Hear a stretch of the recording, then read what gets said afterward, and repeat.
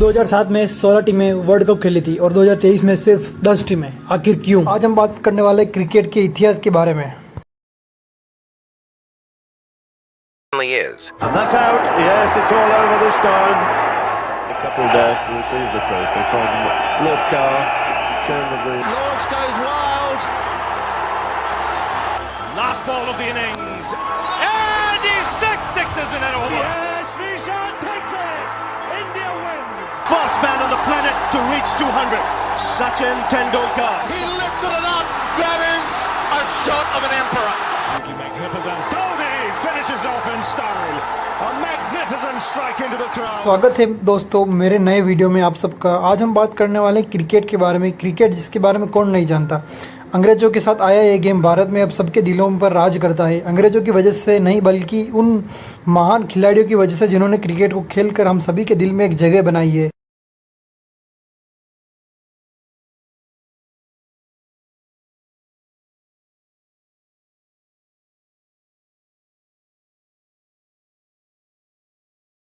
कपिल देव, सचिन तेंदुलकर, सौरव गांगुली, विराट कोहली, महेंद्र सिंह धोनी ऐसे बहुत ही उदाहरण हैं जो क्रिकेट खेलते हैं या खेला करते थे।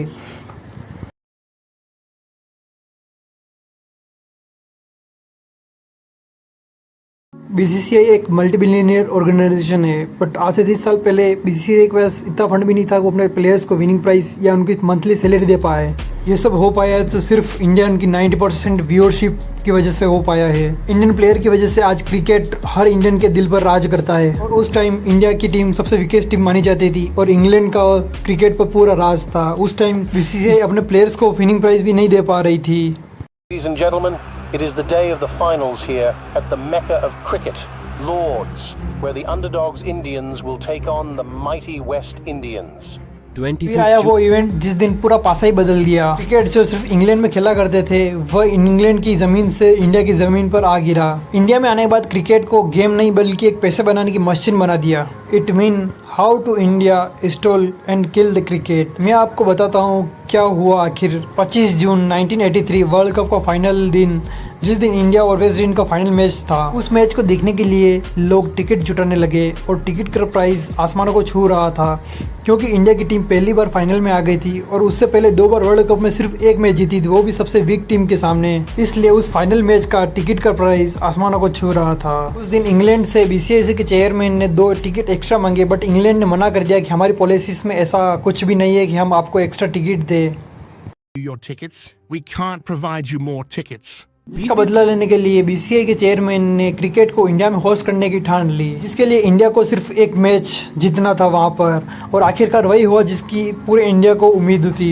इंडिया फाइनल जीत गया, यानी इंडिया वी वॉन। और उस दिन के बाद क्रिकेट का पूरा फ्यूचर चेंज हो गया। अब इंडिया चाहता था कि क्रिकेट को वो, इसलिए बीसीसीआई ने पाकिस्तान और श्रीलंका के साथ मिलकर 1984 में एशियन टीम के साथ मिलकर एशिया कप शुरू किया। बीसीसीआई ने पाक से मिलकर वर्ल्ड कप को होस्ट करने की प्लान का, जिसके लिए फंड इंदिरा गांधी के साथ मिलकर मिस्टर अंबानी से लिया। Suppose India and Pakistan should host the next World Cup. Yes. Do you even know how to host a World Cup? You need infrastructure, you need money, you need experience. Do you even have guarantee money? Let me tell you. इस प्रस्ताव को उसने ICC के सामने रख दिया। इसको देखकर इंग्लैंड भी शॉक हो गया और कहा कि तुम्हारे पास इंफ्रास्ट्रक्चर, मनी, फंड्स, एक्सपीरियंस कहाँ है? और गाइडलाइन में लिखा होता हर 5 साल में एक न्यू ऑर्गेनाइजेशन क्रिकेट को होस्ट करेगी। सो बीसीसीआई ने उस गाइडलाइन को सबके सामने रखा। I propose rotational policy. According to this policy, a new nation will host a World Cup after every 4 years. ये सुन के जिससे ऑस्ट्रेलिया और न्यूजीलैंड जैसी टीम ने भी सहमति दे दी। इसी तरह 1987 की होस्टिंग इंडिया और पाकिस्तान को मिली। सिर्फ 2 टिकट एक्स्ट्रा ना मिलने की वजह से बीसीसीआई के चेयरमैन साल्वे जी ने क्रिकेट को भी इंडिया में होस्ट करवा लिया, पर बीसीसीआई के पास अभी भी पैसा नहीं आया। बट आज के दिन बीसीसीआई के पास मिलियंस डॉलर्स हैं। 30 साल पहले प्लेयर को सिर्फ 200 रुपए पर मैच दिए जाते थे, पर आज 18,700 करोड़। हाउ, ऐसा कैसे हो सकता है? फिर आया वो मोड जिस पर बीसीसीआई को सोने देने वाली चिड़िया मिल गई, यानी मुर्गी मिल गई। African sport, South African cricket, is returning to official international cricket after 21 years.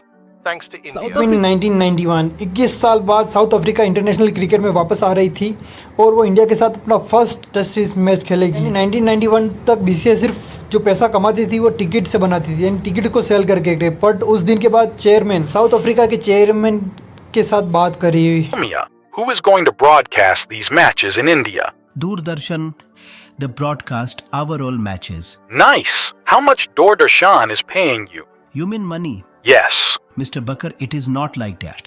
Doordarshan doesn't pay us. Actually, we pay them for broadcasting our matches.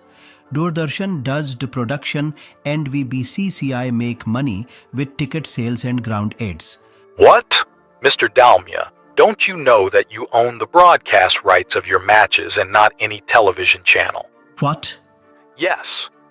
Many people in South Africa are interested in these matches. You should talk to the broadcasters in South Africa and discuss the price for your broadcast rights. You will get quite a इसमें साले जी ने कहा कि हम सिर्फ पैसा ticket बेचकर कमाते हैं, बट साउथ अफ्रीका के चेयरमैन ने कहा कि क्या आप कभी ब्रॉडकास्ट या राइट्स सेल नहीं करते क्या? फिर बीसीसीआई ने पता करा कि एक मिनट जो मैच खेले जा रहे हैं उसको टीवी पर दिखाने के लिए बीसीसीआई की परमिशन लेनी पड़ेगी और राइट्स को बाय करने पड़ेंगे। इस टाइम बीसीसीआई ने वो राइट्स सेल किए साउथ अफ्रीका के ब्रॉडकास्टर को $2 लाख में। राइट्स के सेल करने के आइडिया से बीसीसीआई ने पैसा बनाना स्टार्ट कर दिया। इस साल इंडिया के prime minister doctor Manmohan Singh ने ग्लोबलाइजेशन मार्केट को ओपन कर दिया, जिससे नई नई कंपनियां इंडिया में आने लगी और इन्वेस्ट करने लगी। उस टाइम पर सिर्फ क्रिकेट को ही सबसे ज़्यादा देखा जाता था, जिससे कंपनियां अपना प्रोडक्ट प्रमोशन करवाने के लिए बीसीसीआई के पास प्रमोशन के पैसे से और ब्रॉडकास्टर को सेल करने से पैसा बनता गया और बीसीसीआई आज वर्ल्ड की सबसे फर्स्ट ऑर्गेनाइजेशन है जिसके पास सबसे ज़्यादा फंड है। अब आईसीसी चेयरमैन के लिए वोटिंग होने लगी क्योंकि क्रिकेट का क्रेज बढ़ते ही जा रहा था। क्लाइड वुडकॉट जो फर्स्ट नॉन ब्रिटिश चेयरमैन बने, परंतु नेक्स्ट वोटिंग में बीसीसीआई के चेयरमैन डालमिया जी ने भी ज्वाइन करा। उन्हें पता था कि ऑल बोर्ड सिर्फ इंग्लैंड को ही वोट करेंगे, पर एसोसिएट टीम को भी एक एक वोट करने का अधिकार था। जब सारी टीम लंदन जाती थी, पर इनके पास मनी ना होने की वजह से होटल खाना पीना नहीं हो पाता था। पर डालमिया जी ने बीसीसीआई की तरफ से वोटिंग के एक दिन पहले उनको सारी सुविधाएं प्रोवाइड करवाई। जो वोटिंग हुई तो एसोसिएट टीम ने डालमिया जी को वोट करा और डालमिया जी बन गए आईसीसी के चेयरमैन। अब वो दिन भी आ गया जिस दिन वर्ल्ड क्रिकेट कप पर सिर्फ एक इंडियन का राज था। कहानी तो अब शुरू होती है। 2001 में इंडिया वर्सेस साउथ अफ्रीका का Port to Elizabeth test match शुरू हुआ।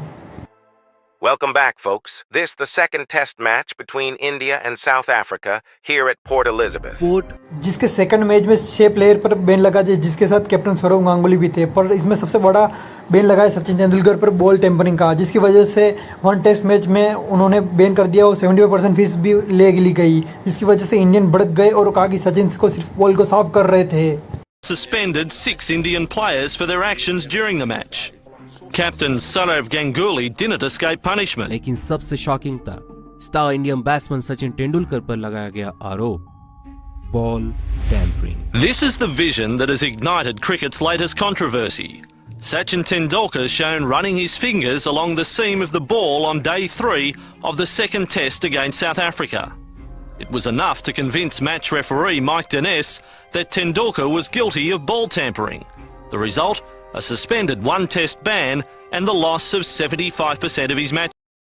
Move quickly to defend Tendulkar. Not session. और कुछ लोगों ने गलत को गलत कहा और आईसीसी ने इस बात को नहीं माना। Just looking at the Tendulkar footage though, I cannot believe, I saw Ravi Shastri standing up there, I heard boycott. I cannot believe that anyone who sees that footage could possibly defend him. Normally when you clean the seam you look at it. You've got to see where the dirt is. I mean, he's running his nail. He was the only one to swing it. Joel Callis does swing the ball a bit. He didn't swing it at all. Tendulkar did. Guilty as can be of manipulating the ball, in my view. And in War's mind, a suspended sentence isn't enough. It's more a warning than a penalty. It's unless you get a ban, it's not really a penalty. I guess it's a smear on your reputation, which is pretty severe. But there's a ball there and there's a bat, and that's a contest. And if you alter either of those, you shouldn't be playing. लेकिन this was BCCI, rich BCCI. BCCI ने उल्टा ICC को कहा ये bans गलत है, आप mic Dennis को फाइनल टेस्ट का रेफरी ना बनाएं। बीसीसीआई और साउथ अफ्रीका ने आपस में बैठकर इस बात को समझौता किया और उन्होंने एक अनऑफिशियल टेस्ट सीरीज खेली, जिसके साथ बीसीसीआई का साथ और उनका साथ दोनों का बढ़ता गया और फिर शुरू officially recognised either in terms of countries' records or players' records. There won't be Test match championship points. पता है साउथ अफ्रीका ने बीसीसीआई की क्यों सुनी? First of all, India reminded South Africa that they were going to lose 8 million rand if they didn't play the match and if this wasn't a Test match. And then the Indian government was called in and they talked to the South African government, who then issued instructions to the players, and that's why you've got in that Sean Pollock thing the statement the players were not consulted. फिर शुरुआत होती है IPL की, जिसको BCCI अपने fund पर conduct करवाता था। The Vivo Indian Premier League.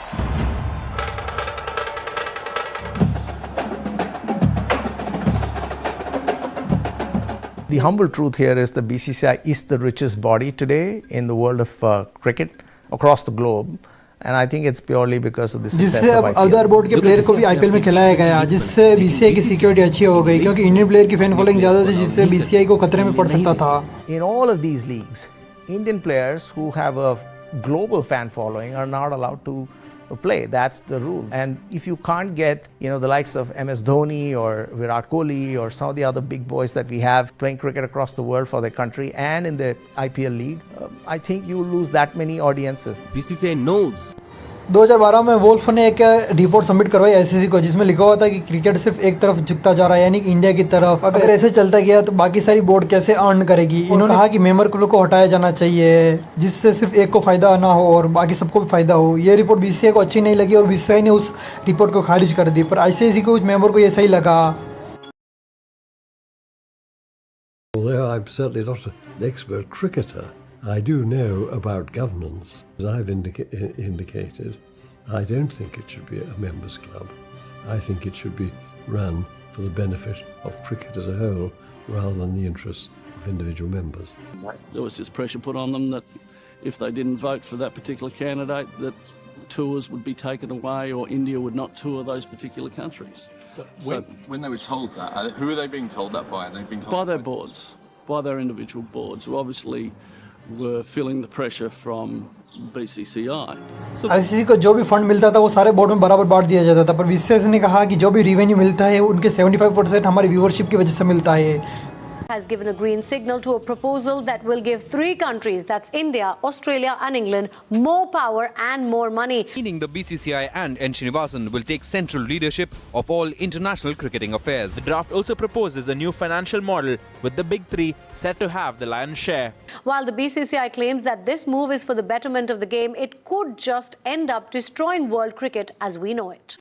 और बीसीसीआई ने कहा कि जो भी रेवेन्यू मिलता है उसका 75% हमारी वजह से मिलता है, इसलिए हम सबसे बड़ा शेयर करेंगे। इंग्लैंड और रशिया के साथ मिलकर एक बड़ा हिस्सा अपने पास रख लेते थे, जिसमें से सबसे बड़ा हिस्सा बीसीसीआई लेती थी और उन दोनों में आधा बांट देती थी। और जो एसोसिएटेड टीम थी उनको न के बराबर फंड दिया जाता था, इसलिए आज बहुत से ऐसे देश हैं जिनके पास उनकी खुद की टीम भी नहीं है क्रिकेट की। Occasionally you might get 2 test matches or 3 test matches against a top team. So where that leave you as one of the teams below? It's ridiculous, As far as the administrators of the game are concerned, don't care about West Indies cricket. West Indies cricket 2 bar world cup champion रही West Indies, अब world cup में qualify भी नहीं हो पा रही, just because fund की कमी वजह से। 2007 के वर्ल्ड कप में 16 टीमें खेली और 2023 में सिर्फ 10 टीम खेली। उस टाइम इंडिया सिर्फ 3 मैच खेली थी, जिससे ब्रॉडकास्टर को नुकसान हुआ, जिसकी वजह से बीसीसीआई ने टीम को ही कम कर दिया और इंडिया टीम को ऐसा बना दिया कि अब वो 9 मैच खेलेगी पूरे वर्ल्ड कप में, जिससे बीसीसीआई को ज़्यादा फायदा, फंड दें और ब्रॉडकास्टर को ज़्यादा से ज़्यादा व्यूअरशिप मिले। बीसीसीआई को पैसों से मतलब था, ना कि विनिंग कप से। So many have been traumatized by years of conflict. Cricket is providing therapeutic qualities that are helping relieve stress. If Afghans didn't have cricket, they would take drugs or take part in war or other miserable things. Psychologically, cricket takes their mind away from bad things. People won't participate in elections, but they will in cricket. Cricket is too much meaning for sport, for other people, for us, for Afghanistan people. It is happiness. But BCCI is killing cricket. यकीन नहीं होता तो ये खबर पढ़ लो। 2024 के IPL से पूरी दुनिया में 2.5 महीने कोई इंटरनेशनल मैचेस नहीं खेले जाएंगे। उन 2.5 महीनों में केवल आईपीएल खेला जाएगा। Isn't this the murder of the sport we love so much? जिस खेल से हम इंडियंस इतनी मोहब्बत करते हैं, वो इस खेल के डेथ का रीजन बनते जा रहे हैं। Then a thought came into my mind.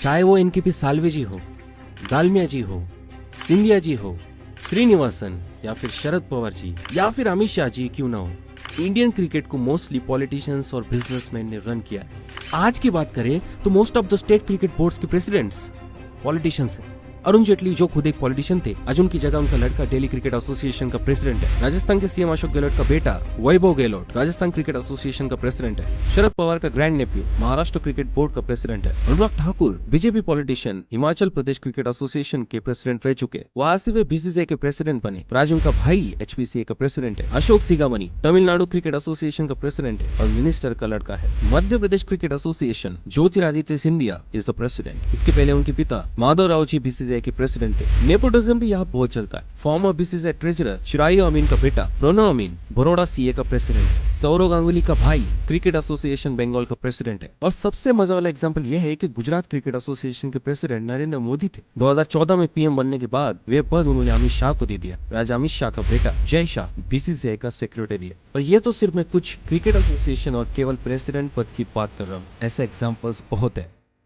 The thing is, इस खेल को पॉलिटिशियंस और बिजनेसमैन ने नहीं बल्कि क्रिकेटर्स ने रन करना चाहिए। That's it. मैं क्रिकेट का बहुत बड़ा फैन हूँ, लाइक एनी अदर इंडियन, लेकिन मुझे ये चीज गवारा नहीं कि इस खेल के ग्रोथ को एक प्राइवेट ऑर्गेनाइजेशन कंट्रोल कर रही है। It's so sad. मैं चाहता हूँ ये खेल सारी दुनिया में फैले, क्योंकि ये खेल इंडियन जीता इस गेम को प्यार करेंगे और अपने दिल में रखेंगे, वैसे वैसे गेम की डेथ की ओर लेके जाएंगे और एक दिन क्रिकेट खत्म कर दिया जाएगा। बीसीसीआई राज करेगा क्रिकेट पर और